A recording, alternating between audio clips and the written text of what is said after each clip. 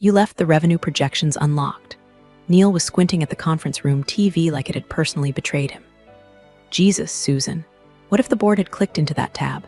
He was clutching his oat milk latte like it held his last remaining dignity, while I sat there watching him sweat over the quarterly deck I had built from scratch. Graphs color-coded, risk models tested, cross-referenced 6 ways to Sunday. But no, mattered now was that I'd left one cell in one sheet unlocked for the big man to accidentally poke into like a toddler with a chainsaw. I stared at him, my spreadsheet, his tantrum. The CFO blinked, then quietly said, the forecast was airtight. One of the cleanest I've seen. Neil didn't even acknowledge her. He just smiled like he'd won something and slapped the clicker, moving to the next slide with a theatrical flourish like he was Steve Jobs in an Amazon Basics tie. That was Neil. Always loud, always charming, always stealing the damn show. He wasn't malicious. That would have required more brain cells. He was worse, casually destructive. The kind of man who called you rock star in the elevator and redundant in the budget meeting. If confidence were competence, he'd be on the moon. 3 months earlier, I'd architected a restructuring proposal that would have saved us $4.2 million annually in cross-department redundancies. I laid it out over 2 weeks, interviews, org charts, a whole flow redesign. Neil skimmed it, added a stupid slide titled Neil's Vision for 2030, and pitched it as his own in the quarterly all-hands. The CEO clapped. I got a thumbs up and a lunch coupon that expired last fiscal quarter.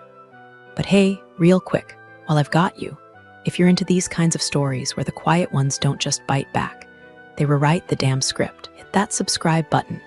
Like the video if you've ever watched your boss take credit for something you bled for. It really helps keep the team going. Okay, back to it. The day I knew I'd become invisible for good was during a vendor strategy sync. I had spent 2 weeks compiling detailed benchmarks comparing back-end frameworks for the platform we were scaling, API latency, infrastructure costs, long-term maintenance.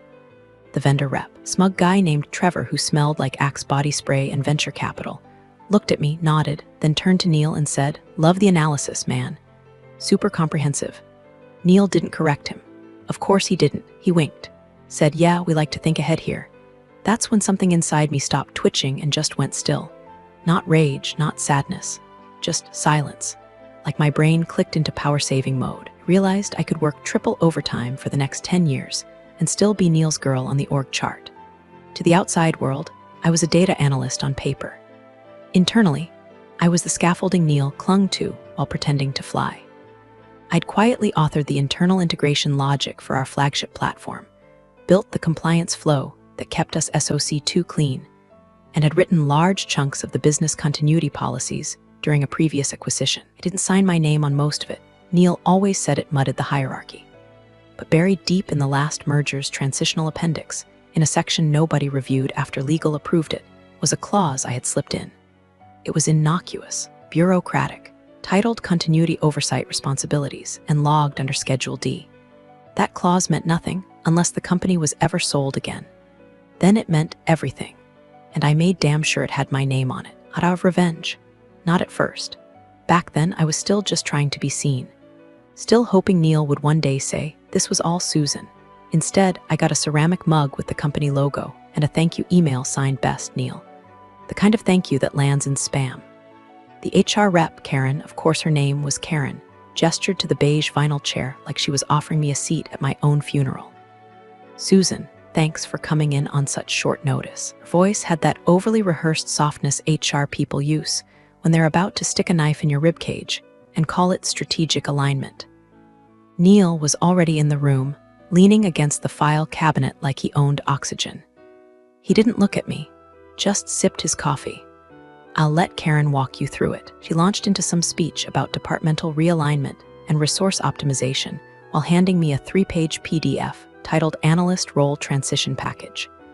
I scanned the first page and saw the words, "Eliminated position, effective immediately." The air in the room got heavy, like someone had turned down the oxygen and upped the humiliation. Karen was still talking. "This is not a reflection of your performance, Susan. In fact, Neil specifically noted your diligence. This was just strategic necessity." Neil finally looked at me, smiled like he was putting a dog to sleep. "You'll land somewhere. You're smart for an analyst." I stared at him, not blinking. For a moment, I actually felt lightheaded, like my whole body had evaporated into the carpet tiles. 3 years of building the architecture that kept this company's tech stack from turning into a spaghetti disaster. 3 years of doing Neil's work so he could posture in front of the board like some second-rate Elan. And now, I was being walked out like a defective Roomba. Karen pushed a slim cardboard box across the table. "You can pack up your desk. Security will escort you out at noon." My brain was screaming to fight, to demand a severance review, to throw every compliance file I'd ever touched into the air like a confetti bomb. But I didn't. Instead, I reached into my bag and pulled out a flash drive. Labeled it in Sharpie right there at the table, "Redundancies and Risk Mapping Final." I slid it across to Neil. He picked it up, confused. "What's this?" I said nothing. Just looked at him long and hard, not rage, not tears, just a knowing look. The kind of look that says, you just handed the keys to someone who knew how to copy the blueprint. I stood, adjusted my coat, walked out of HR without touching the cardboard box. At my desk, I didn't cry. I didn't rage type a farewell email. I unplugged my second monitor, wiped my browsing history, and left a single sticky note on my monitor. "Check Schedule D, nothing else." The receptionist gave me that sympathetic half smile on the way out. The kind people give stray cats they don't plan to feed. I stepped outside into the November wind, and it hit me, not just the cold, but the sharp realization, this wasn't the bottom. This was release. See, I wasn't just an analyst. I was the last person who knew how every moving piece of that Frankenstein platform actually worked. They thought they were cutting loose dead weight. What they didn't realize is I'd been the only one patching the holes in their leaky arc for the past 2 years. And I had backups, all of them. Not proprietary code, nothing illegal, just frameworks, templates, paths I'd modeled over time and recreated for training scenarios. It's amazing what people let you keep when they think you're a nobody. I went home, opened a bottle of 2-buck chuck, and stared at my apartment wall for a long time. Not crying, not plotting, just calculating. I started mapping names, investors, former vendors, contacts from the last merger. People Neil had pissed off or ignored. One name popped up I hadn't thought about in years. Derek Traynor, ex-CTO from a smaller shop we'd almost absorbed back in the day. He once said to me during a lunch meeting, "You're the only one at that place who knows what the hell they're doing. Ever want to build something real, call me." So I called. The next morning, I wasn't unemployed. I was independent. My name disappeared from LinkedIn 2 weeks after the HR ambush. I didn't post some self-pitying on to new adventures farewell. I ghosted the entire industry like I'd never existed. Changed my contact info, rerouted all mail through a P.O. box in Sandusky, and turned my resume into a shadow document, one I'd later deploy under aliases with surgical precision. By Christmas, I was consulting for a C-tier logistics firm in Missouri. Not because I needed the money, but because I needed silence. Obscurity, kind of place where no one cared that I'd once optimized the deployment schema of a billion-dollar tech stack. They needed help integrating a vendor's janky legacy platform with their warehouse scanner system. I fixed it in 3 days and spent the rest of the month reading clause libraries and asset transfer templates on my lunch break. I was no longer Susan Caldwell, the analyst Neil steamrolled. I was now S. Langford, Systems Optimization, and Miss Grant, Infrastructure Migration Support. Every client got a slightly different name. Every invoice routed through a different LLC. Derek, remember Derek, the ex-CTO who once said I was the only one with a brain. He set me up with a network of boutique consultancies that lived off the inefficiencies of big companies like Neil's. One of those firms, a ghost in the machine with 5 shell layers between it and me, started picking up contracts from competitors of Neil, the ones circling, sniffing blood. I didn't go after Neil's company directly. That would have been too obvious. I embedded myself in the periphery, advising the ERP team of a rival firm, debugging compliance logic for Canadian Software Group preparing an East Coast expansion. I was the whisper in the room when people started asking, "Wait, how is Neil's company still running on that old integration protocol?" I just smirked and said, "Some firms scale infrastructure. Others scale egos." It was during one of those gigs, helping restructure a platform migration that had gone nuclear, when I got a forwarded PDF from a legal contact. The subject line just said, "Thought you'd enjoy this." I opened it. Title, Preliminary SEC Readiness Assessment, a Technologies. Neil's company, preparing to go public, and not through a traditional IPO. It was a reverse merger, or acquisition via a holding shell.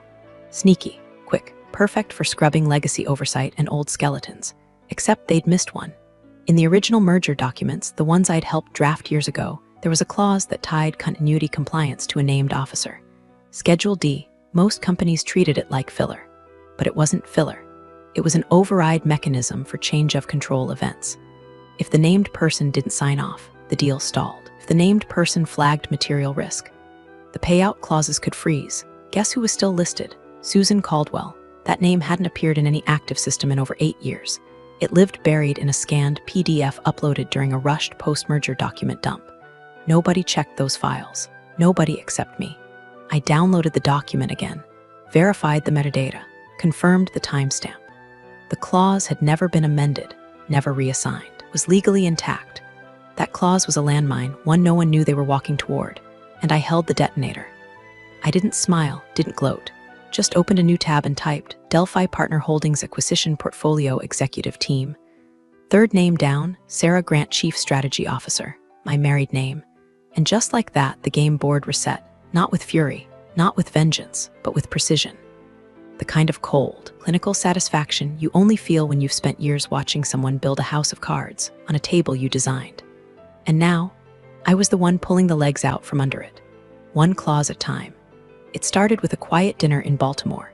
Table for 4, dim corner booth, no last names exchanged until the tiramisu landed. Across from me sat Elliot Chen, managing partner at Delphi Partner Holdings. To his left, lawyer named Brenna with an encyclopedic knowledge of asset recovery clauses and a stare like she could melt tungsten. And beside me, Derek, my old contact, the matchmaker. Elliot was sharp. The kind of man who didn't blink at $100 million decisions but noticed when your wine glass was 2 sips from empty. We need someone who understands tech infrastructure, he said. Not just to assess value, but to know what they're hiding. I smiled. I'm not cheap. Returned the smile, slower. We didn't invite you here for cheap. 3 weeks later, the paperwork was done. Through a web of quiet negotiations and 2 silent partners acting on my behalf, I became a minority equity holder in Delphi. Not a majority vote, not a board seat, just enough to access everything I needed: internal docs, risk assessments, due diligence timelines. They didn't want a tech whisperer. They wanted a scalpel. I sharpened the blade in silence. Susan Caldwell became Sarah Grant on paper, a seasoned consultant brought in to streamline Delphi's tech-side acquisitions. A decade of legal name change, some cosmetic adjustments, and a deliberate absence from every panel, podcast, and photo op meant no one connected the dots. Especially not Neil. My new office had no photos, no diploma, just a bookshelf lined with white binders, each labeled with the name of a company that once laughed at the idea of being bought. Now, they were assets, and I was the one arranging their pieces on the board. I spent my mornings reading infrastructure audits and my afternoons walking execs through compliance obfuscation patterns.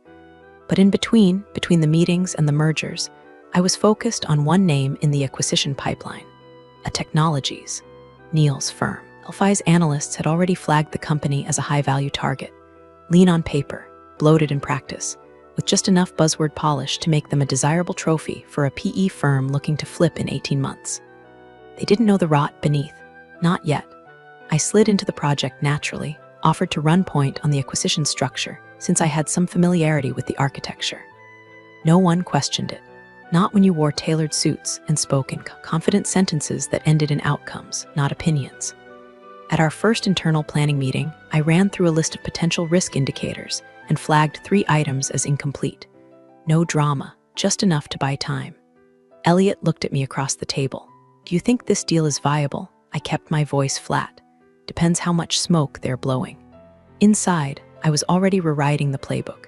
This wasn't about settling a score anymore. Neil had become a symbol, a placeholder for every incompetent man who ever coasted upward on the backs of capable women too quiet, too tired, or too ignored to stop him.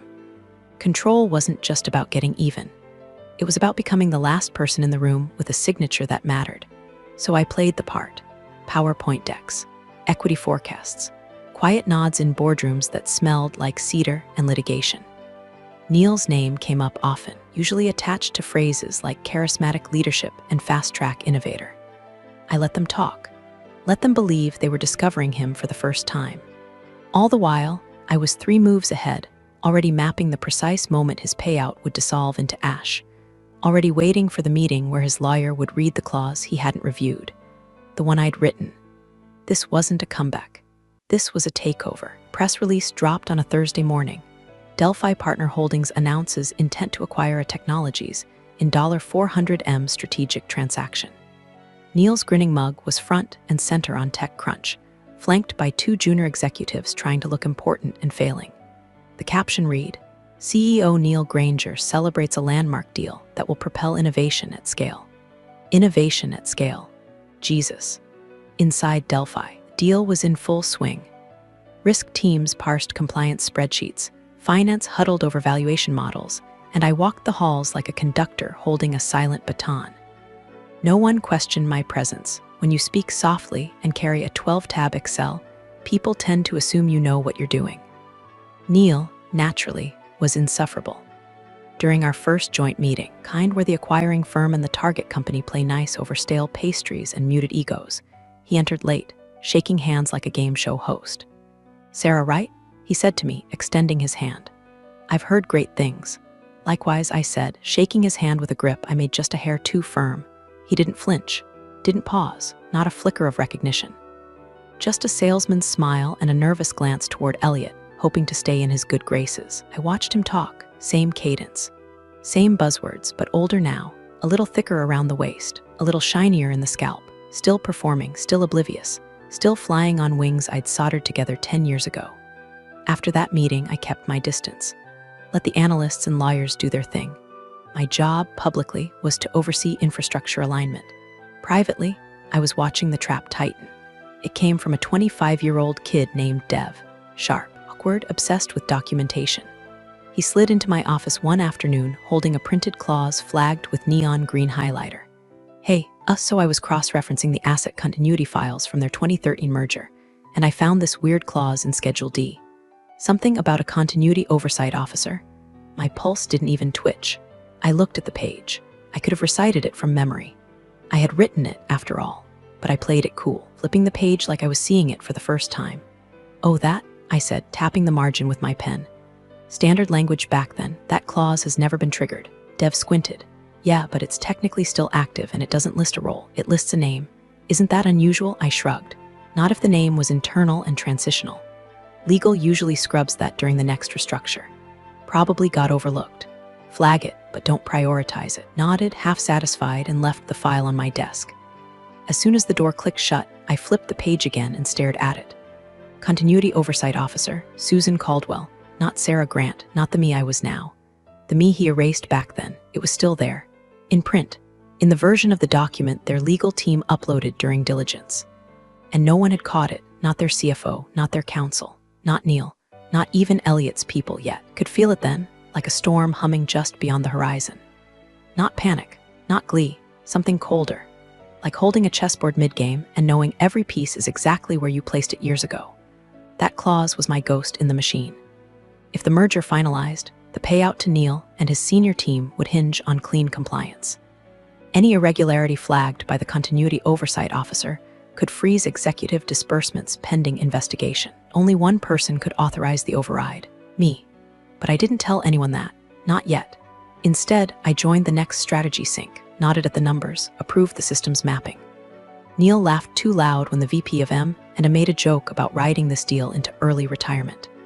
I just smiled faintly and said, "Let's not count the parachutes until we're at 30,000 feet.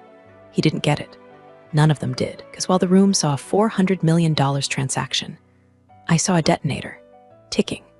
The pre-signing dinner was held at some five-star monument to self-congratulation in Midtown Manhattan, the kind of place where the table linens cost more than my first apartment, and the steak knives came engraved with the restaurant's logo like they were commemorating a war crime.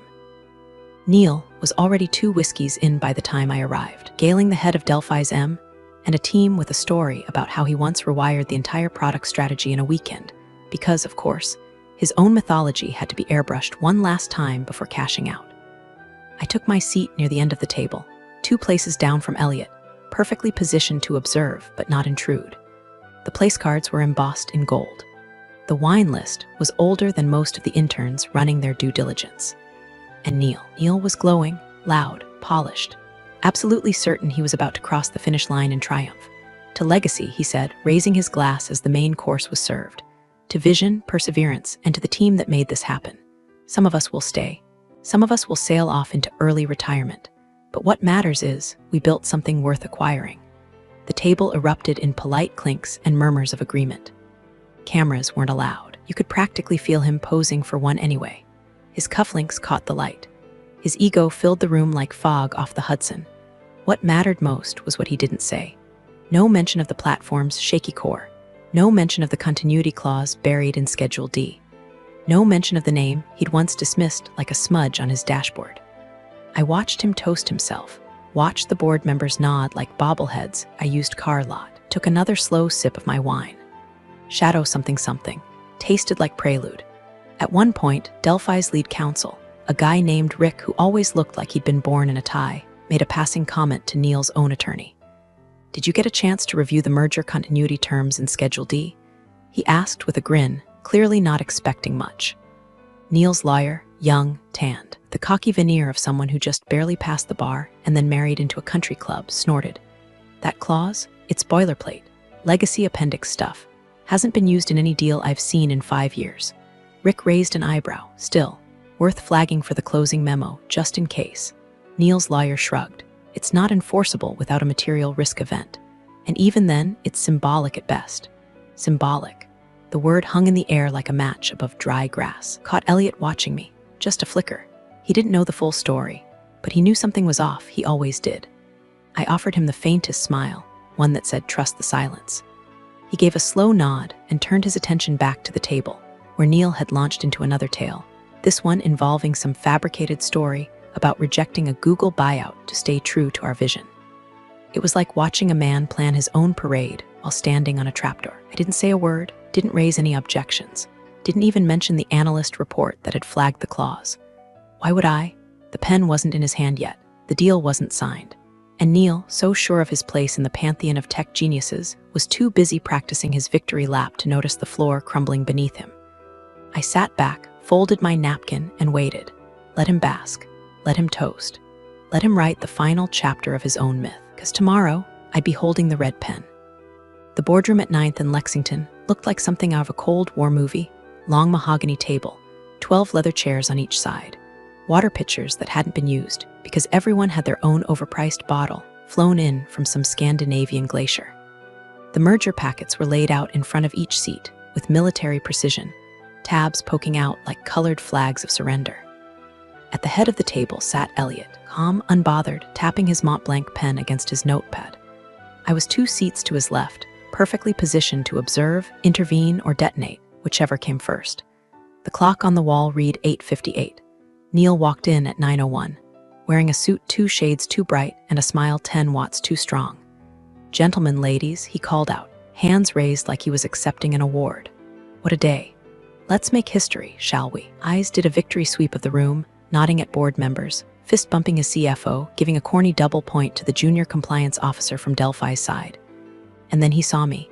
He froze mid-step, like someone had sucker punched his memories. His smile faltered. Brows drew tight. He blinked. Her? It wasn't loud, but it didn't have to be. The word split the room like a dropped plate in a quiet restaurant. Chairs shifted. Heads turned.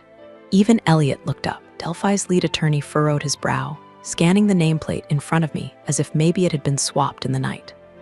"Neil," he said cautiously, "is there an issue?" Neil didn't answer. He just stared at me like I'd climbed out of a casket. His lawyer leaned toward him, whispering something about keeping it together, optics, shareholders, but Neil didn't hear him. He was still locked on me, breathing through his teeth like the ghosts of every spreadsheet he ever sabotaged had suddenly gathered around the table. The CFO leaned in and whispered, "You know her?"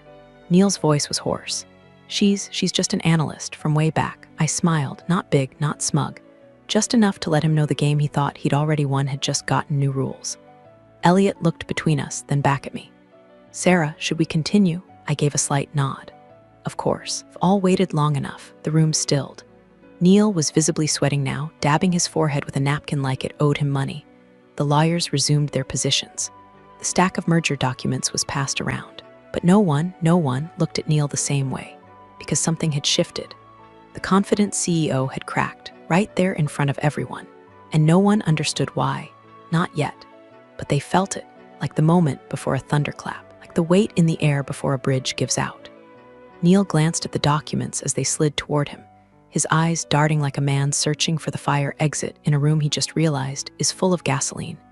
And I leaned back in my chair, folded my hands neatly on the table and watched. Let them feel the tension. Let them wonder. Let the room hold its breath. Because they didn't know it yet, but every word in that stack, every clause, every condition was a prelude to me and Neil. He had just realized the last page held a name he never expected to see again. Mine. The stack of documents was thick enough to make a lawyer sweat, but everyone in that room had seen it all before. 90% of these deals are ceremonial. The signatures, the seals, the carefully staged photographs that show collaboration while disguising power plays sharp enough to cut steel. Delphi's counsel, Rick, adjusted his tie and cleared his throat. As per procedure, he began, "We'll read key provisions into record prior to final sign-off. All parties may follow along. Refer to the binder, tab 16. The sound of tabs flipping filled the room, a soft rustle that almost masked the sound of Neil swallowing hard. His hands were still on the table, motionless. One bead of sweat traced a path from his temple to his collar. I didn't open the binder. I didn't need to. Had already memorized every word. Rick continued, voice smooth, matter of fact. Section 12, Change of Control Provisions. Paragraph 3, Executive remuneration subject to completion of final compliance audit. Paragraph 4, Continuation of operations contingent on integration timeline approval by Delphi Strategy Office. Paragraph 5, and then it happened. His voice faltered, just slightly. A hiccup, barely audible, but I noticed. Everyone noticed. Rick squinted at the page, adjusted his glasses, and reread the next line more slowly this time. Paragraph 5. Final authorization of merger dependent on written consent of the Continuity Oversight Officer named in Schedule D. Silence. Absolute. Like God hit the mute button on the entire floor. Someone coughed in the hallway outside. Inside the room, not a single breath moved. Neil straightened in his chair, suddenly very pale. Wait, what, Rick? Bothered, kept going.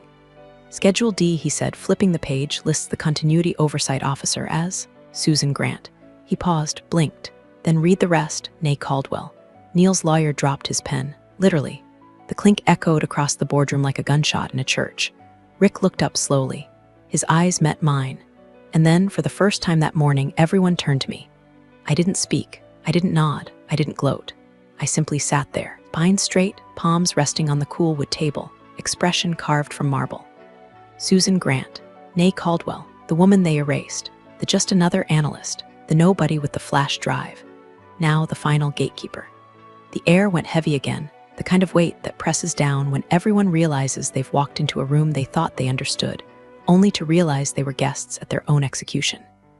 Neil looked at me like I was a ghost, summoned by his own arrogance, opened his mouth, but nothing came out. Rick adjusted his cuff, professionally detached, and said, "It appears we need Miss Grant's consent before proceeding." My name hung in the air like smoke over a battlefield, and I simply smiled, not wide, not cruel, just enough to remind them all, you don't bury people like me. We build the graves first. The room didn't move. No one breathed. No one blinked. Even the HVAC vents seemed to go quiet. The building itself had stopped to listen. All eyes were on me, her, the woman Neil had once described as background noise with a spreadsheet. Now, I was the only voice that mattered. In front of me lay 2 documents. 1, the final merger authorization form. 2, the executive disbursement rider, the clause that unlocked Neil's payout, his golden parachute, his retirement plan lined with stock options and artificially inflated self-worth. Neil finally found his voice. "This is sabotage," he said, standing so quickly his chair nearly toppled. "This isn't valid. She's not, she can't just, this is personal." I turned to him, calm as winter asphalt. "Oh, I'm just another analyst," I said softly, loud enough for the entire room to hear. "Remember?" He looked like he'd been punched with his own memory. I picked up the pen. First, the merger document, page 16. My signature landed like a gavel. Boom. Deal would proceed. The board would get their win. Delphi would absorb the company whole. Second, the disbursement rider, page 9, I paused. Rick, the Delphi attorney, leaned forward. For clarity, this is the executive payout clause. Sign-off here would authorize the release of funds to the named leadership. I looked at Neil. His eyes were wide, his jaw tight, his hands curled into fists at his sides, desperate not to shake. And then I turned the page. past the signature line. Didn't sign it. Just let the paper fall back into the folder, crisp and untouched. A whisper moved through the room like static. Neil's lawyer stepped forward. She can't void it like this. Elliot cut him off. Calm, final, the clause is valid. And as per Section 12, Paragraph 5, the authorization requires her signature. Without it, executive payout is suspended until risk review is complete. Neil's breath hitched. You don't understand. That's my money. I stood, gathered my binder, adjusted the cuffs on my blazer with deliberate precision. Then I looked at Neil one last time.